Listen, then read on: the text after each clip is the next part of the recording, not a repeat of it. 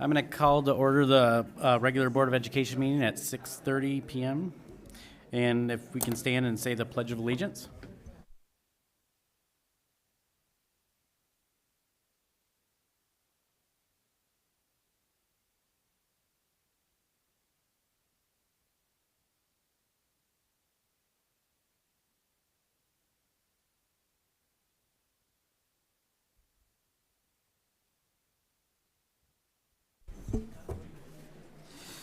So this will be our first public comment section. A member of the public may address the board briefly for up to 3 minutes or request to be scheduled on the agenda for a future meeting. Please note that a student will be given priority to speak on any topic. The first public participation portion of the meeting will normally be limited to 30 minutes, 1/2 hour, and will be limited to agenda items. A second public participation portion will be offered at the end of the agenda to allow for any other comments. Individuals addressing the board should observe the rules of common courtesy. The public participation portion of the meeting cannot be used to make personal attacks against board members, district employees, or students. We do have one student, Ava Jenkins from Saline High School.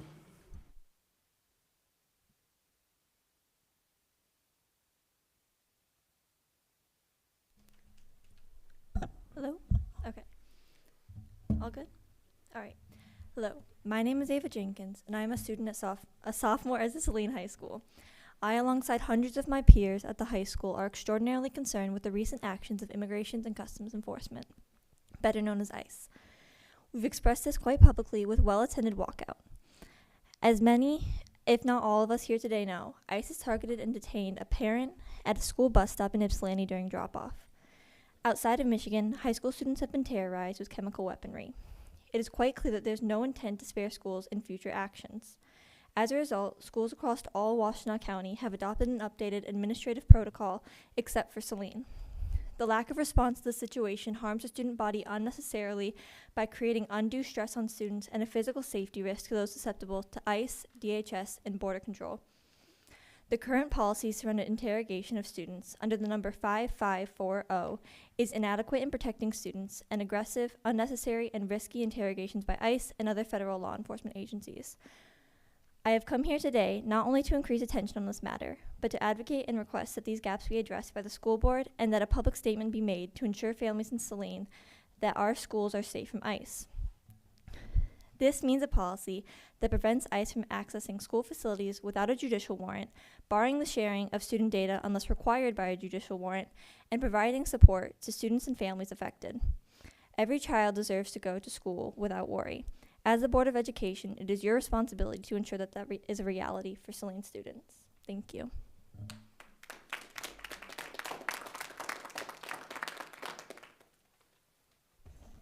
I don't have any other public comments. We do have one extended public comment by Tiffany Alexander, parent.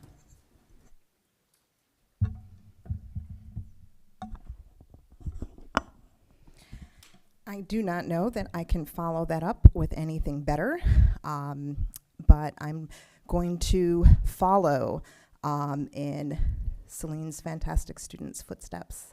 I'm also here to talk about Saline's protocols, policies, positions on ICE cooperation. I did present a little slideshow that has a lot of data, it has a lot of law, it has a lot of statistics for you, but before I begin with that, students are not data. Families are not data. Families are people, and they are part of our community.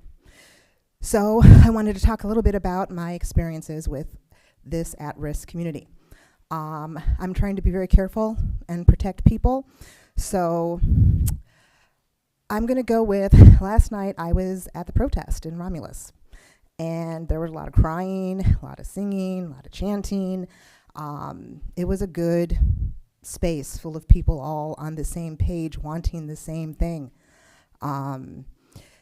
I ran into a woman while I was there who was protesting for her own right to continue to be here. Although she has legal status, her status is in jeopardy. She has not committed any crimes. The reason I bring her up is because her niece and her nephew attend Saline area schools. Their grades have gone down. They have problems sleeping. Their mother, they hear her crying and sobbing at night. The kids are no longer participating in extracurriculars as they were. They have both been depressed or diagnosed with depression, and one has started self-harming. This is all based on fear that their relatives are going to be whisked away, because some of them already have. This time they're worried for their aunt. Again, this is happening right here in our communities, where everybody here who was elected on this board was elected with the duty to protect these families.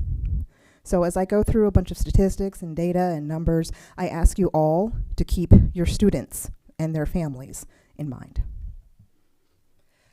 So, thank you. As I said, our students and families are indeed impacted. ICE enforcement targets immigrants, regardless of documentation, their families, and families of color in general. Enforcement at Saline area schools is a realistic concern. Over 20% of Saline area students are people of color. The foreign-born population in the city of Saline is about 7% and about 20% in Pittsfield Township. Families here have already been targeted. I'm sure everybody on the board already knows that a student was removed from Saline over the summer. The child had been here the majority of their life.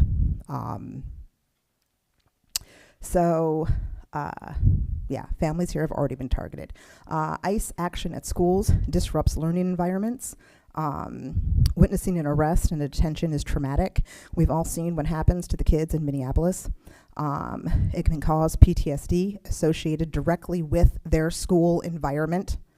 And it can cause absences due to fears of ICE activity, as well as just regular stress and strain causes you to get sick. So, thank you. Now, legal obligations under federal and state law. Everybody elected is legally obligated to protect student welfare, provide equal access to education regardless of immigration status, which, by the way, over 70 countries in the world do that. That's not special to the United States. You can check that with the UN Convention of the Rights of the Child. Maintain a safe and orderly learning environment, protect student privacy, Fourth Amendment protections, compulsory attendance, anti-ICE discrimination, anti-discrimination, Title VI and Elliott Larson, and the school board ultimately has the authority over property access, okay? So regardless of what this current administration is claiming the laws are actually very clear, and anybody can read them for themselves. Eventually, this will end. And when it does, law enforcement, real law enforcement, will be restored. And those who violate those laws by exposing their students to danger, well, failure to comply, as it says, with these legal obligations could result in liability on behalf of the district, because eventually this will be done. Thank you very much. Community policy and sentiment. On February 5th, 2026, leaders of local law enforcement agencies, including the Saline Police Department and Washtenaw County Sheriff's Office, held a town hall meeting to articulate a unified approach to ICE. They advised residents that that they do not have to open the door to anyone without a valid judicial warrant.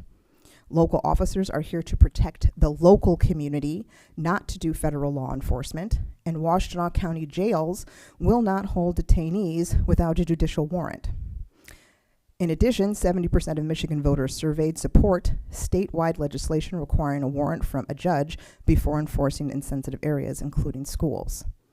So the majority of your voters support following the law, which means having a judicial signed warrant.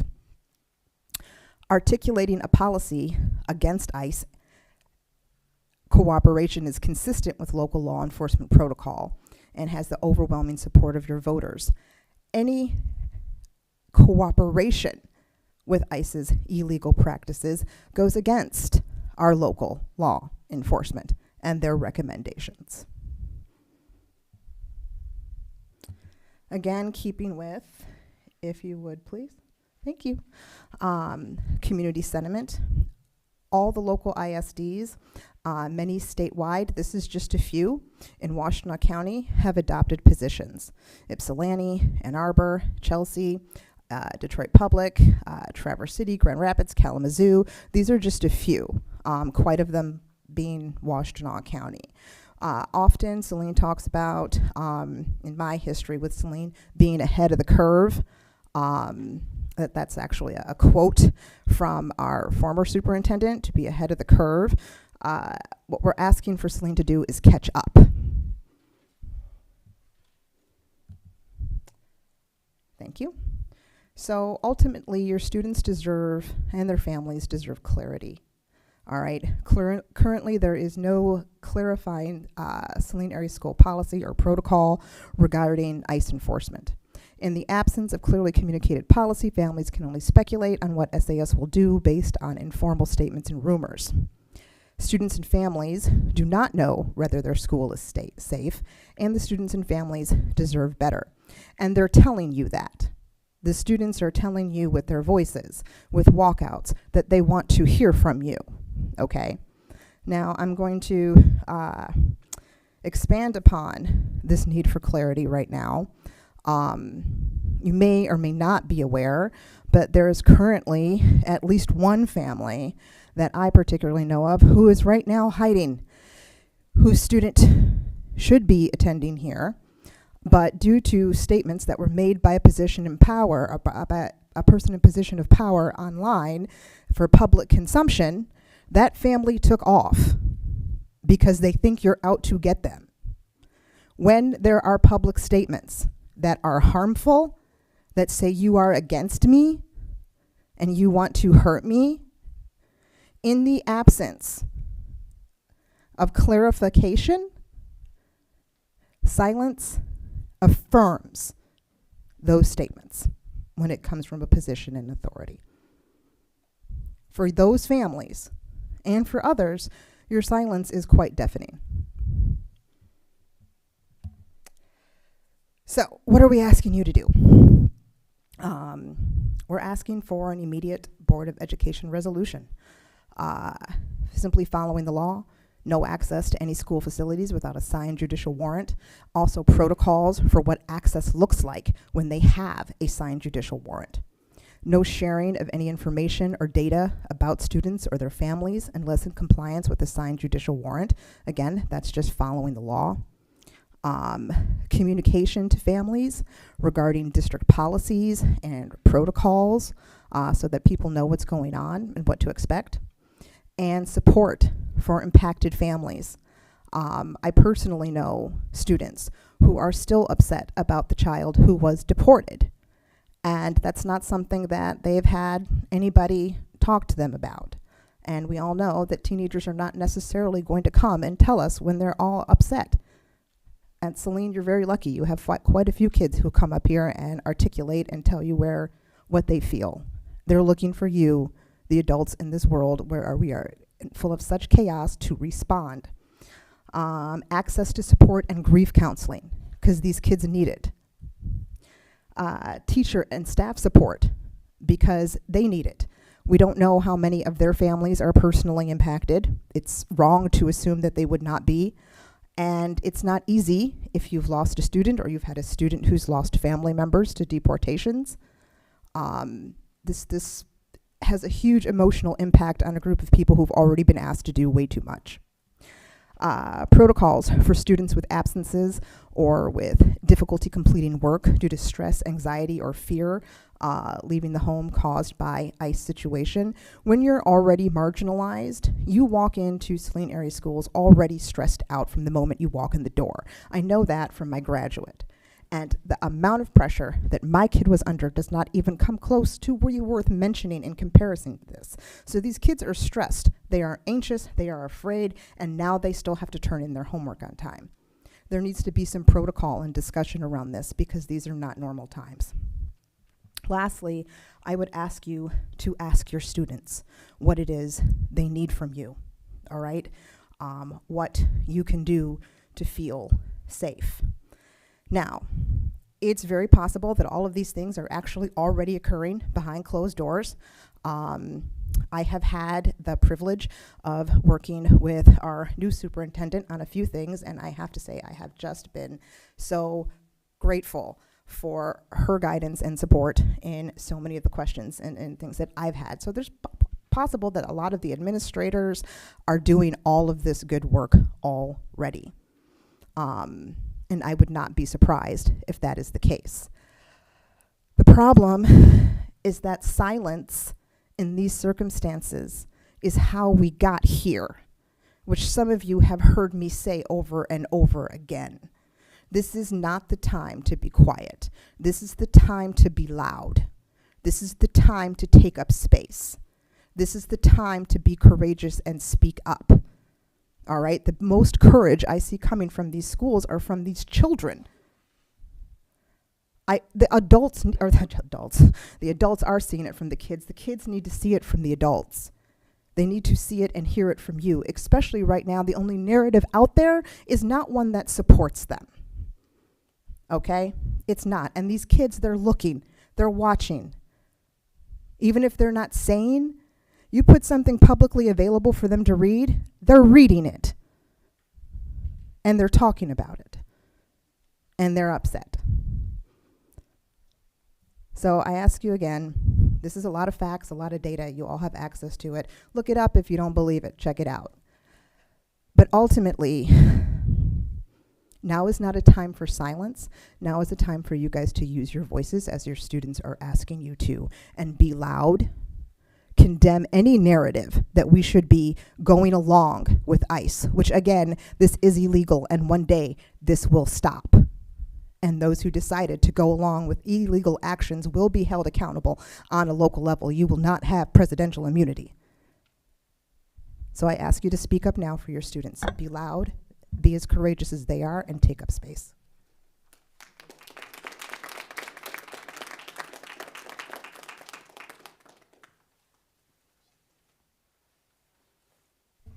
Okay, so we'll move on. Response to previous public comment, I have none. And now, revision and approval of the agenda. Can I have a recommended motion to approve the agenda as printed or revised? So moved. McVeigh. Support Hanson. All in favor? Aye. Opposed, hearing none, motion carries 7-0.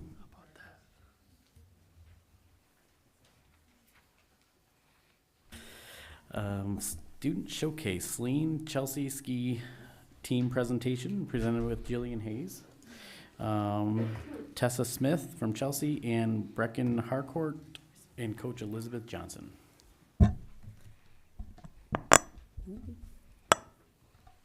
That good? All right. Thank you for having us out tonight to talk about what we do on the Hill. My name is Elizabeth Johnson. I am the head coach of the boys and girls ski team. Team began, I'll give you a quick rundown first of our history.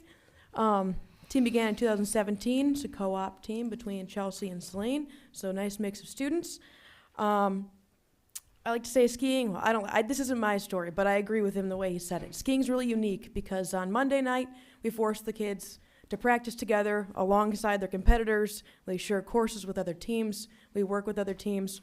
They ride up on the chairlift with, the people they're racing with. Tuesday, we make them be, athletes. They compete against the same people. And then Wednesday, we turn around and practice with them again. So, they're forced to be cordial and create their own little community that's very different than a lot of other sports. And we're a winter sport, so we're at the mercy of Mother Nature, sun, rain, snow, all of it. We ski at Mount Brighton with a team, or in a league of 13 other teams. We do 2 disciplines. I'll explain them real quick. GS, higher speed, larger turns, heavier reliance on timing and strength. And then we have slalom. So it's a little bit more technical turns, smaller, high on reflexes, high on focus, takes a lot of skill. And then I'll give you a quick rundown of our team. This year we had 17 total athletes, 9 boys, 8 girls. 12 of them were from Saline, 5 from Chelsea, and 1 ECA student included in that Chelsea bunch. We had 8 races, 6 regular races, which is shorter than normal, thanks to Mother Nature, and then 2 all-day races. Our league championships were both JV and varsity participated, and then regionals were varsity participated. And then with that being said, I'll pass you off to these 2 great athletes to explain more of what they do and why they like it, and thanks for having us. So I can start. I'm also very glad to be back. I was off due to skiing. I am a captain on the Saline Chelsea ski team. I am one of the 2 returning girls. All of our other athletes, let me move this up actually. All of our returning athletes either graduated or they decided to do something else, which is perfectly fine. I joined skiing because I loved it when I did it for the first time in COVID once. I went straight down the hill, arms and legs out, and I did not stop. I did unfortunately break Mount Holly's fence. I don't think they've repaired it, and I feel really bad about it. But that's pretty much where it all started. I ended up joining my sophomore year, and I just finished it, which is yippee! Our banquet is March 10th, so I'm super duper excited to give out paper plate awards to all of our athletes. It's not like your typical cleanup award and cheerleader award. They all get something very unique that I'm not going to spoil because I have an award for this one and I don't want her to know what it is. But my favorite event is GS. I love being able to go fast and I just think it's super duper cool and super awesome. Tessa and I also have a rivalry that started in my junior year, her sophomore year. Yeah. She wanted my number, which was 595, and so we kept going back and forth. I eventually lost this year on January 25th by 1.25 seconds. So she is now the reigning champ of our 2-year rivalry. So, pass it off to you. Thanks. Hi, I'm Tessa. I'm from Chelsea, but I'm also an ECA student, which is pretty interesting. I joined the team my sophomore year, like she said, same as her. I've been skiing for 7 years prior, and my mom actually found the team. Hey, Mom. So she found the team and told me that I should join, and at first I wasn't really sure about it because, I don't know, I had a lot going on with UCA. It's kind of a lot of work. But I joined it, and I like that they don't have, after school. It's not immediately after school, so I have time to, go home, prepare myself, and I'm not always late, which is something that happens at track. Yeah, I'm speaking on behalf of all Chelsea students when I say we all really enjoy being a part of it and would like to thank you all very, very much for letting us join.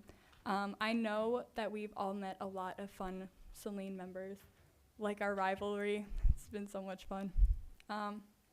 Yeah, we all really enjoy it, and we're super happy to be here. Thank you. Any questions? I do. Oh, my mic's on already. I'm sorry. So thank you for coming. I'm a skier. So I had a question about cost. Because it's a very, very expensive sport, yes. And we want to make sure that we have access for all who might want to be able to participate. So if people don't have their own equipment, is there some kind of deal on rental, et cetera? So we are self-funded at the moment, so it's a little tight, but that's okay. We like being there anyway. We don't have, rentals are actually more expensive than finding a used set of skis. But we have a really good network through honestly, my assistant coaches who are parents in the district and parents around here that have kids that have ski raced forever, that you can get a pair of skis for $100, a pair of boots for $100 or a couple $100. So it brings down that upfront cost quite a bit when you're not buying brand new gear. There's some things around here that you can kind of find people that are willing to give you an extra good deal because you're passing along such a good sport, or just, hand-me-down stuff from siblings and all of that. It's a bit of a challenge, but we can generally find something that fits everyone's budget. Yeah, or do our best. Yeah. Mm-hmm. My only other comment was, Jillian, March 10th is our CEB second hearing, and that's our sexual education curriculum for our high school students. So if you have any feedback, maybe you could send it to the board ahead of time because I'd love to hear student feedback on that. Great. Thank you guys so much. And then if we can get a picture with the board over. Thanks.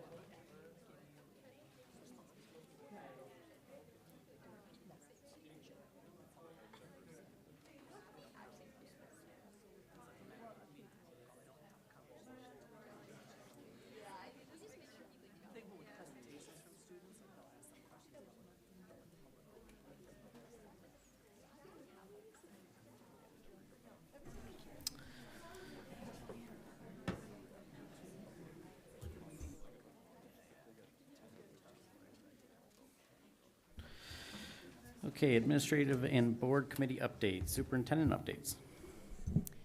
Thank you all for being here. Thank you, Board President Austin. I think my update will be a little shorter. I've got 3 main things to share with you. First, just a reminder that we want to take a moment to highlight the incredible work of the Saline High School Drama Club and their production this week of Hello Dolly, a classic musical filled with humor, romance, energetic dance numbers, and some well-known songs. And those performances will take place Friday at 7:30. Saturday at 7:30 and Sunday at 2 p.m. And so tickets are on sale, and and I'd encourage our board members to come see that as well, and anyone here and beyond. I want to express some thanks to some of our board committees and groups that have had some meaningful contributions to our strategic planning process in the last couple of weeks. We have met with, we had a great conversation with SEAC last night. We've had some continuing conversations with the DEIAC. We also met with teachers in a symposium session. Our administrative team came together last week in some really deep planning sessions, looking at data, but also like the human aspect, as pointed out earlier, of this work that we do.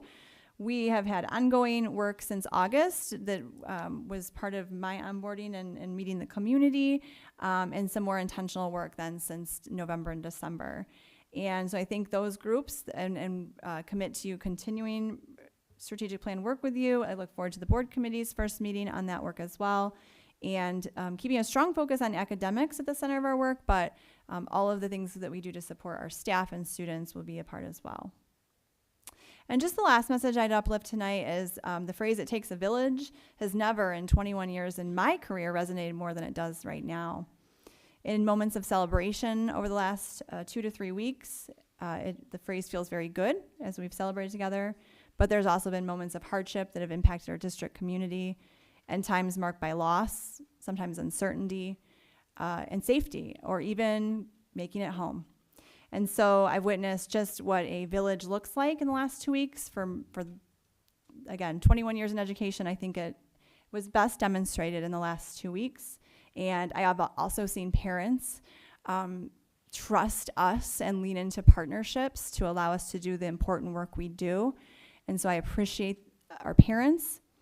And when we say all means all, and getting all home and happy and healthy and safe, and then those who have had disrupted environments as well, home, safe, and taken care of. And I just wanted to share that to close. Jillian, do you have anything?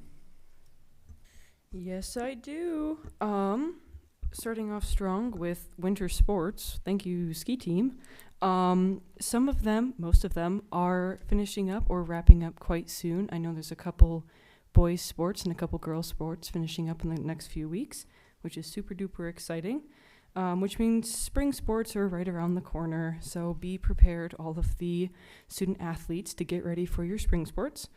In terms with that, finals are coming up.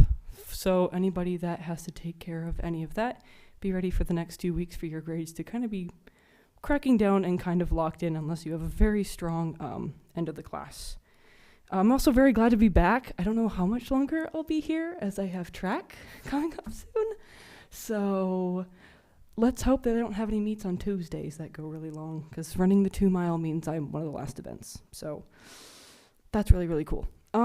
Seniors, your FAFSA and scholarships deadlines are coming up soon. Just a reminder to get all those fun things in. I know I certainly am. I'm going to go home and write more scholarship essays. So much fun. And as well, just some cool things that I heard today from Mrs. Stuckey.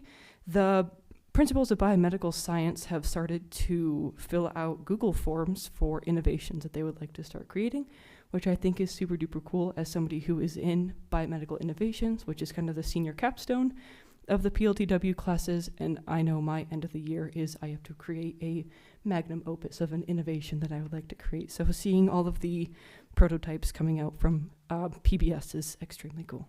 So thank you.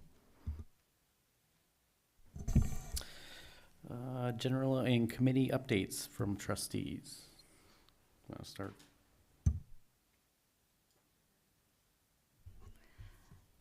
CARES met last week, and there were some great grant requests. They will be reviewing them. They get together again in March to go over that, and then they will present to us in April. And then the new strategic planning committee, we've decided we're going to be meeting near the end of March for that.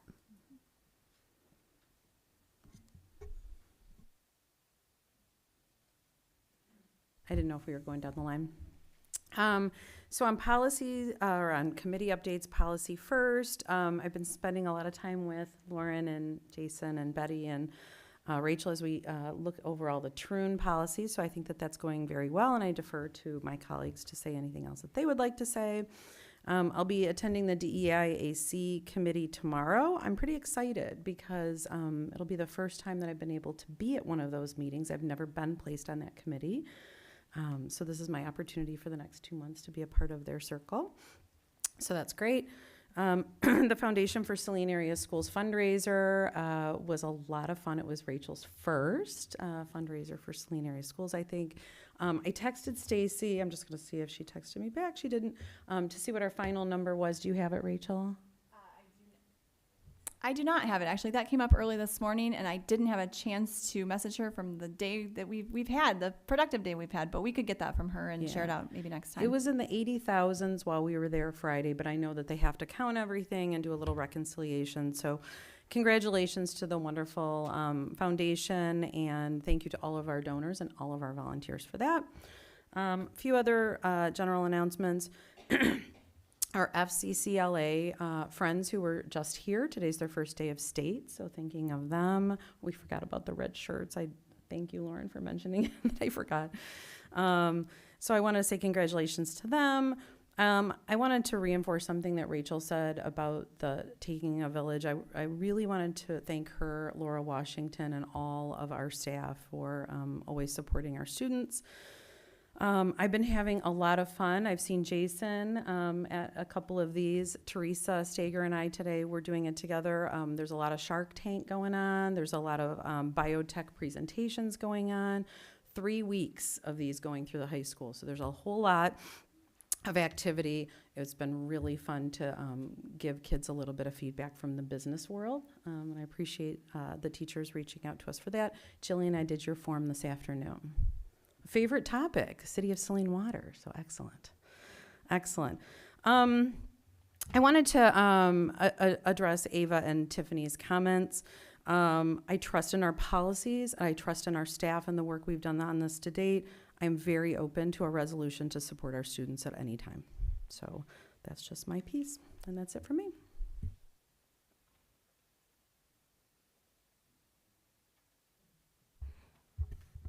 I just want to recognize the administration of some things that they got involved in over this weekend. There was 20 kids that went down to Costa Rica for an incredible trip to deal with being immersed in culture, and it was an absolute flawless, phenomenal trip right up until departure day at 3 a.m. when phones started ringing.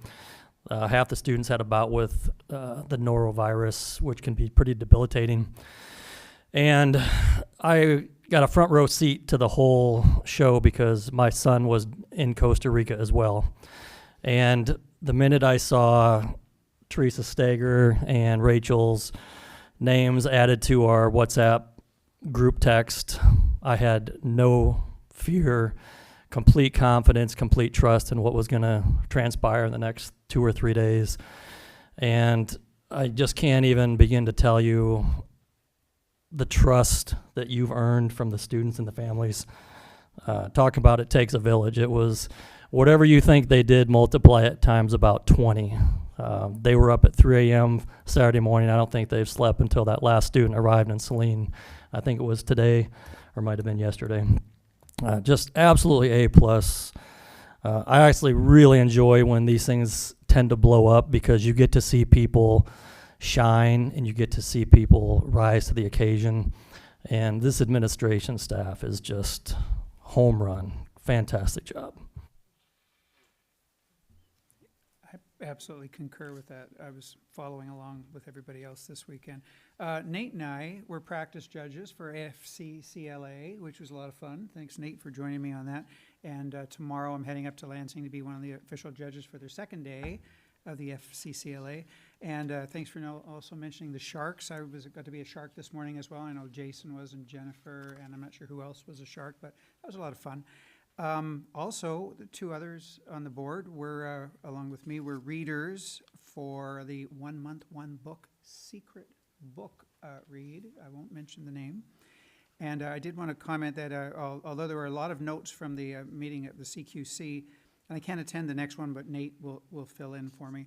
A couple of things stood out. One was that Gail Swenson of the Saline Fair Board just wanted to remind us all that this is the 90th year of the fair. It's one of the oldest in the county, and it's September 2nd to 6th this year, always the 5 days before Labor Day, so mark your calendars.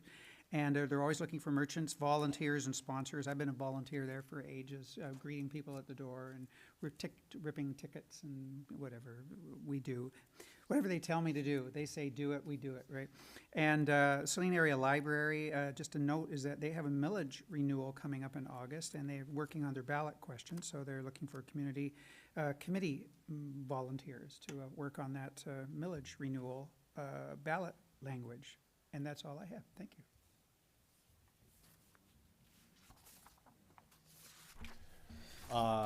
Just to echo something that Vice President Stebbins said, the FSAS fundraiser was fantastic. I actually won something. I never win anything, so very excited about that. Did the Shark Tank today, like several of my colleagues. If anybody in the public gets a chance to do that, it is fantastic. It's super fun to do. Highly recommend it. It is absolutely terrific. Welcome back to Jillian. Great to have her back. Hopefully she can stay with us. Jillian, for everybody that doesn't know, does just about every single activity and club that exists here in Saline, so she is very, very busy. Very happy to have her back. Policy Committee, as Vice President Stebbins had mentioned, we're working on switching the framework over. Dr. Kowalski's working group teams are doing a fantastic job. We're making, I think, really good progress.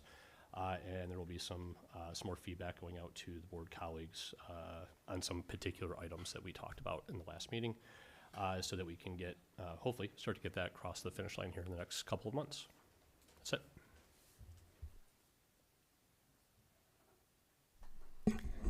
I'd like to thank the speakers for their advocacy for our students and immigrant families on a personal note.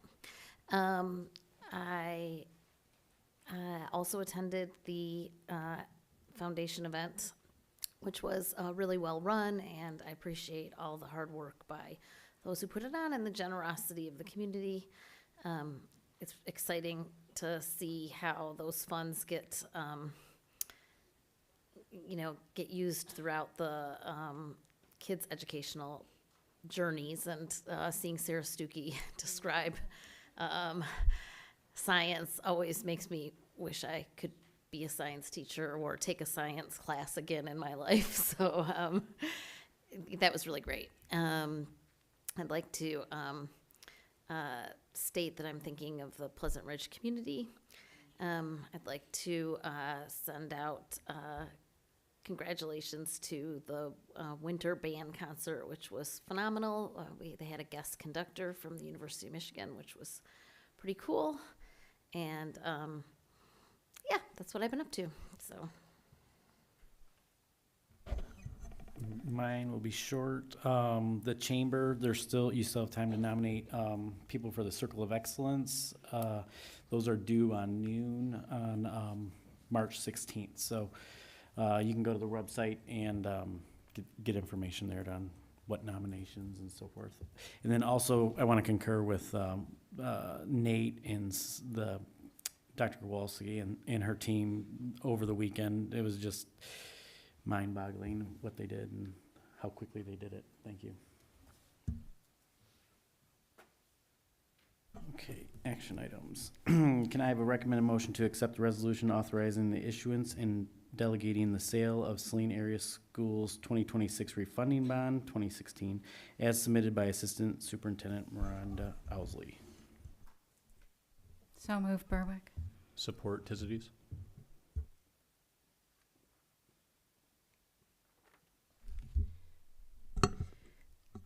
Hello, we have an opportunity. The environment is financially set to where it'd be favorable to refinance. This opportunity is because the bonds become callable in May, and so this ratification allows me to continue that work, to continue to watch it with our partners, and then we'd be coming back to you for action item where we'd ratify the actual the bond sale in kind of a April-May time, and then the bonds would close in May and June. And obviously, if it ever becomes not financially beneficial for us, then we would stop that. But this allows us to continue that process. Any questions? All in favor? Signify aye. Aye. Opposed, hearing none, motion carries 7-0. Thank you. Can I have a recommended motion to approve the Train US Incorporated to provide and install HVAC building management system controls for the Heritage Steam Edition in the amount of $635,038 as submitted by Rex Clary, Executive Director of Operations. Motion, Tizities. Support, McVeigh. Yeah, so this is the last, should be the last contract for Heritage. We've been value engineering it, working with Train, holding them accountable on other jobs, making sure those jobs got completed. And our students are great learning spaces.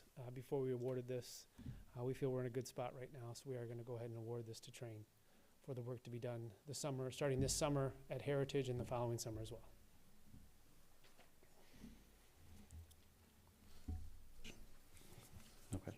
Okay, all in favor? Aye. Aye. Opposed, hearing none, motion carries 7-0. Thank you.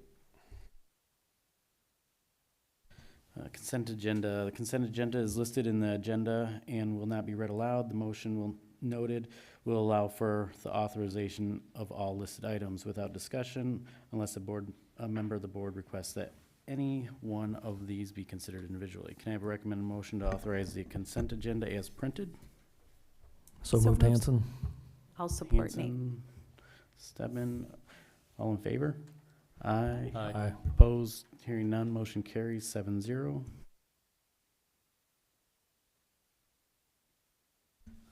Items scheduled on the next agenda. So we'll have the budget amendment, the SEAB public hearing number 2, and superintendent district update presentation.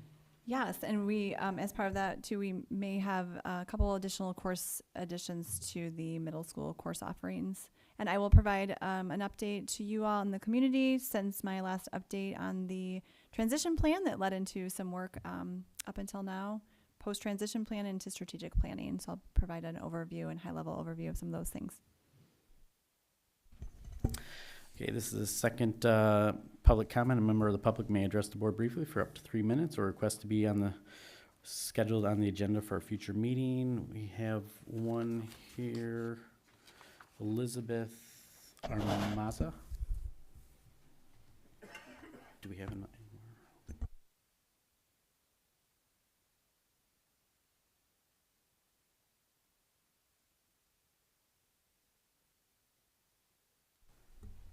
Okay.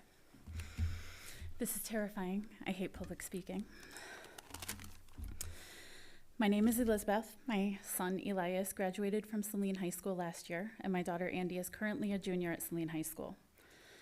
On January 29th, Andy organized an Ice Out walkout. The purpose of the walkout was to request a statement of support from the district for students and teachers that are afraid due to current immigration and customs enforcement actions. Secondly, they asked for a plan in place so kids know they will be safe at school. The response was disappointing at best. A community message on February 13th titled "The Power of Patience" really summed up the response, or should I say lack of response. While I agree patience is a virtue while awaiting spring and groundhogs, patience is not warranted while your students are actively experiencing high levels of fear. Trauma does not wait patiently. I could stand here and spit facts all day long about how and why ICE actions are wrong. I could show you the data about the trauma these actions inflict on children, but I think you already know these things. So let's start from here. We all know and agree a scared child in crisis cannot learn. We all know and agree that a school district is responsible for the education and safety of all the students in your district. Let's skip the political debates and focus on the facts. There are students in your district right now experiencing trauma due to ICE actions. It is your job to educate and keep these students safe. I am asking you to do your job. Your students need you to be proactive, not patient. Firstly, I am asking for you tonight to issue a clear public statement of support that tells our students and teachers they belong in our school community, no matter their background or documentation status. Secondly, develop and share a plan for safety, a plan that outlines how staff will respond in the event of ICE activity at or near a school. I need you to be able to look these kids in their eyes and tell them, you are safe here, you belong in this school, and we have a plan to protect you.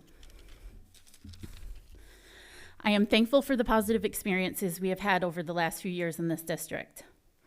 Thanks to our positive experiences, I expect more from you, and I believe that you can do better. Our children don't need your patience. They need you to do your job and provide them with a free, quality, equitable education as required by our own state, Michigan State Constitution. Thank you.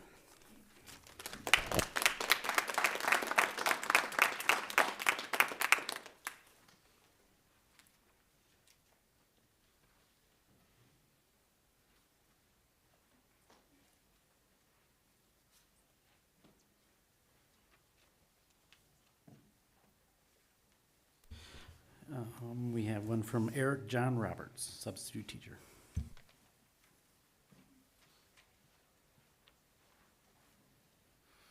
Good evening. My name is Eric John Roberts. I'm a substitute teacher with EduStaff. Back on December 9th, I worked a half day at Heritage Elementary School in a room that pulled out students for additional support. That morning, I had to make 2 CPS complaints. One was pursuant to a conversation with me, a student, and a parapro about parental abuse at home. The other is the subject of my outreach here tonight. Another student had a large bruise on the lower back that was visible when the child sat down. The parapro mentioned this to me, and I saw this bruise, though it was near the end of the time this child was in that resource room prior to returning to their regular class. Having been trained by EduStaff, I went to the office and asked a nurse if a nurse was available to relay this information about a bruise. After I said that child's name, the office administrator identified the child's last name, told me the nurse is not in, and asked if I suspected abuse. I told her it might be, but I couldn't talk with the child, and she said that the nurse would follow up. What happens next is illegal on Saline's part and should be rectified, and new policies implemented to stop this from happening again. After my assignment, I called CPS for both concerns as required by law to immediately call CPS and follow up with a written report within 72 hours. I reported this bruise out of an abundance of caution, especially in light of an office staffer who knows this child more than I and had asked if I suspected abuse. Leadership at Heritage Elementary informed EduStaff I would be barred from any substitute assignments at Heritage while the child with the bruise is enrolled there.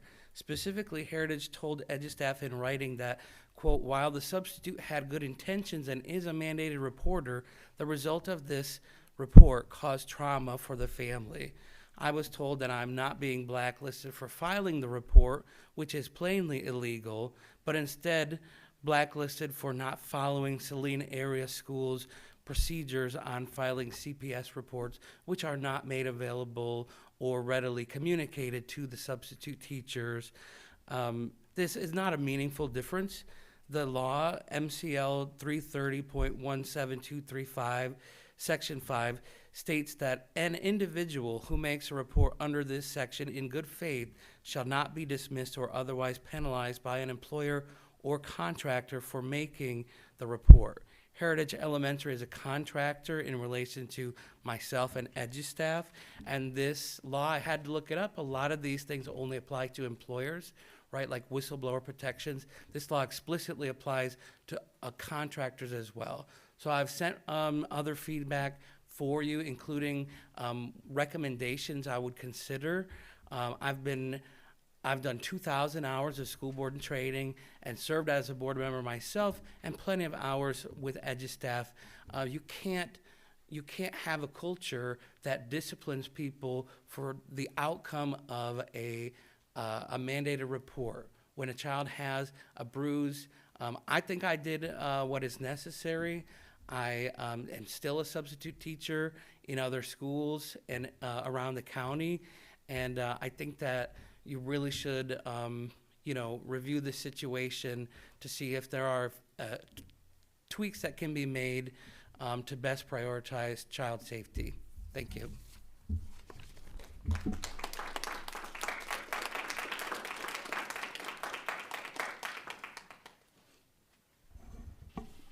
The next Board of Education meeting will be held on March 10th at 6:30 PM. We're going to enter into closed session. Can I have a recommended motion to enter closed session of the Board of Education at 7:25 PM with the intent to reopen session? What do you think? 8 p.m. Okay. 8 o'clock. Related to the purchase of or lease of property acquisition in accordance with the Open Meeting Act. We will be joined in the meeting by Rex Clary, Miranda Owsley, and Superintendent Kowalski. This requires 2/3 vote, roll call vote. Oh, Kara Davis as well, sorry. President Austin, quick question. Will there be action taken afterwards? No action taken. Great, thank No. you. Yep. Can I have a motion to enter closed session? So move, Stebbin. Support Gold. Gold, okay. Roll call vote. President Austin, aye. Secretary Berwick? Aye. Trustee Gold? Aye. Trustee Hansen? Aye. Treasurer McVeigh? Aye. Vice President Stebbin? Aye. Trustee Tizides? Aye. Okay, thank you.